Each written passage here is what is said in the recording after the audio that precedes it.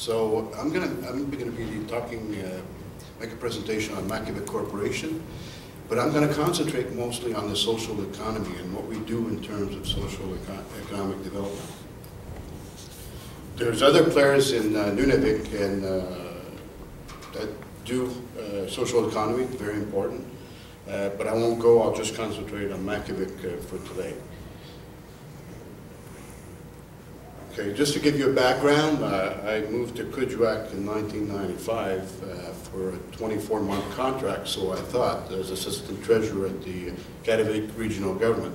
Obviously, I met my wife there, so I got to come back every time when I see a Walmart, even in the north. I got to fill the suitcase up. It's something very odd that I saw last night, which I had never seen in a Walmart, was a loose husky dog. They had to run after it for about 10 minutes. So I could call home and I said, and then coming out of the Canadian Tire, I saw 2 foxes in front of my truck. Okay, so we'll get going. I don't know how much time I have, but stop me if it's too long. So just to give an idea, for some of you not familiar with the region of Nunavik, sometimes it's mistaken with Nunavut for certain people, especially outside of Canada. So basically it's 1/3 of the northern part of Quebec, as you can see on the map, and I'll make a bigger map in a minute. There's no road links whatsoever to Nunavik. We have about, for this vast territory, we have about 11,000 people, 90% of which roughly is Inuit. As typically as it is in the north, a very young population. Okay, approximately 57% of our population is under the age of 25. We're scattered to 14 villages, obviously along the Hudson coast and the Ngaba coast. So it ranges from 14 villages from 160 people to 2,500 people, being Kuujjuaq as the hub of the region, which sits at the bottom of Ngaba Bay. So let's see, just switching to a bigger map. So you can see all the 14 communities. And like I said before, it's only accessible by plane, and we obviously get sea lift in the summer months.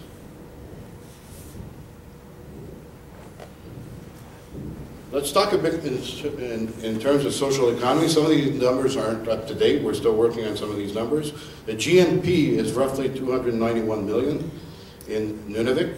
And the sales volume by social economic organizations is around 243 million, but that represents roughly 84% of the total economy.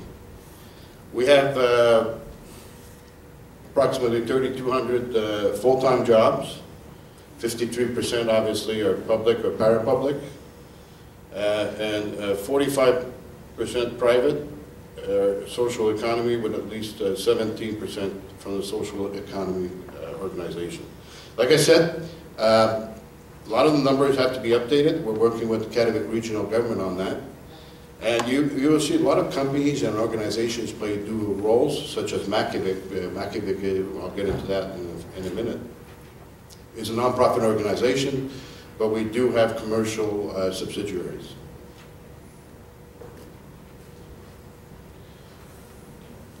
Just a brief history of Makivik. Was created under the GBNQA, with James Bay Northern Quebec Agreement, in 1975. It was amended in 1978 to include the Naskapi near Shefferville. Makivik represents beneficiaries of the JBNQA. They're like basically shareholders, not in that sense, but they're all beneficiaries. What do we do to develop the region's economy? Through investments and joint ventures, and there's more coming in a sec. Objectives: to receive, administer, use, and invest the compensation monies that we've got through the James Bay Agreement and the 2002 partnership agreement with Quebec. NILCA, which is our offshore agreement, which signed with the government of Quebec and Canada. And some of the objectives is to relieve from poverty and promote the welfare, advancement, and education of Inuit, to foster, promote, and protect and assess the Inuit way of life, values, and traditions. And these are some of the other objectives that we have, okay? To exercise the functions vested by the acts and other agreements. To initiate, expand, and develop opportunities for the Inuit to participate in the economic development of their society. To develop and improve the Inuit communities and to improve their means of actions. To assist in the creation, financing, and developing of businesses, resources, properties, and industries. How do we meet our objectives? Well, we invest in the stock and money markets, but obviously hasn't been very good for quite a few years now. It goes up and down the last 10 years, and we're not making the returns we used to be making in the 90s. So obviously that's had some consequences on what we can fund in the future, in the medium term. So we are very, very careful, and we don't want to use too many of the retained earnings. We invest in wholly owned subsidiaries, and we have several joint ventures also with other groups of Aboriginal people and non-Aboriginal all across Canada. Foster and fund socioeconomic projects in the communities, and we create employment through our subsidiaries and other joint ventures.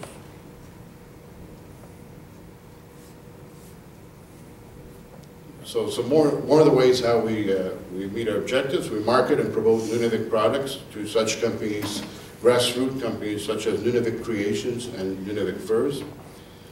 We are very much involved in the building of local infrastructures, like recreation centers, FM station, housing, and marine infrastructures. We also help our beneficiaries in any government services such as tax return, help to prepare the taxes every year. Here's some of the program examples that we've done through the years. It's not exhaustive, it's not an exhaustive list. We have the Nunavik annual workshops, which we're celebrating the 10th anniversary, which we bring together artists, roughly 45 artists, and give training, and they have a chance to work together for a 2-week period. Nunavik Arts Secretariat, we're working closely with our Cultural Institute, which is called AVATAC. We have various subsidy programs for beneficiaries and beneficiary firms, such as the Eating Oil Subsidy Program. Makivik also funds $1 million a year in the Inuit and Fur Fund, and obviously other of our subsidiaries also help out on specific rates for air transportation being so expensive. I'll just go through some of the wholly owned subsidiaries we have. First Air, people here from Yellowknife probably know them.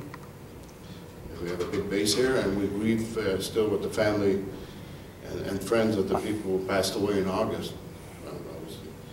Air Inuit, which again, when you look at their returns, they don't take a very, very high return. They give a lot back to the communities. Nunavik Furs and Nunavik Creations, again, you know, we don't operate like a purely economic development, economic business for profit. Nunavik Biosciences, trying to develop some of the seaweed products. And our newest subsidiary, which is Nunacell, they call me the saw guy in town, because when something goes wrong on a Saturday night, I usually get a call at home, which my wife doesn't like too much. Some more wholly owned subsidiaries. Construction division, we started that off with some of the funds we get from the federal government and provincial government to build new housing. As all we know, we're still very short, very crowded housing. But we build the houses at cost, basically, and transfer them to the Nunavik Housing Bureau. Nunavik Geomatics, obviously, it's about mapping. Some of the joint ventures is Pan-Arctic Logistics, Hunak Fisheries, we're very much involved in fisheries, and Nunavik Eastern Arctic Shipping, which is the sea lift operations. So I'll just highlight some of the economic issues and some of our preoccupations. Well, first of all, we have very high transportation costs, high cost of living, high cost of doing business. Nutritious Nord program, although we welcome some of the changes, we were still very concerned about the rising cost, not only of it's nice some of those nutritious foods have gone down. Unfortunately, some of the essential things such as cleaning supplies, health products are going to go through the roof, so we're very concerned about that. All this is amplified by taxes we pay on cargo and the recent fuel increases. We're concerned also about the need for more training for our youth, and of course we don't have enough people coming out of post-secondary education. We're very concerned about traditional economy becoming more and more expensive as the cost of practicing it, and recently we're really trying to focus on that, trying to finish a study on that to see how important it is and the sharing between people of Nunavik.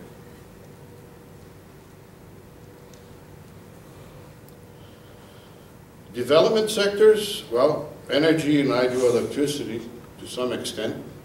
Mining, which I'll get back to that in a minute. Wildlife sectors, traditional economy, tourism, and biofood sector. I don't know if you guys are very well aware that Quebec unveiled their strategic plan called Plan Nord for the next 25 years for northern Quebec. There's been critics, and critics are still coming out. Makivik and Nunavik essentially supports the plan, but we had preconditions, and we came out with our own plan, which is called Plan Nunavik, in which we highlight some of the important training needs, housing, education, food security, infrastructure needs that are preconditions to these big mining operations. Because let's face it, we know that we have companies, international companies, which are interested in getting the resources out, but generally do not care that much for the communities. So it's a big concern. It's the topic. There's not one month goes without a Plan Nord conference in Quebec these days. So concluding, Makivik is well positioned to ensure the economic growth of Nunavik. It has done so for quite a few years now, over 30, 35 years. It has expertise in many fields. It always looks for new ventures, partners, whether it be research, economic development, socioeconomic projects. Yeah, so ready to face that future despite various challenges. Land-based economy is still very important in most communities. And we're working with Plan Nord, which we can't wait to see. There's supposed to be a corporation of the Plan Nord, but we still haven't seen anything over December soon. So, thank you, merci, Nakomek.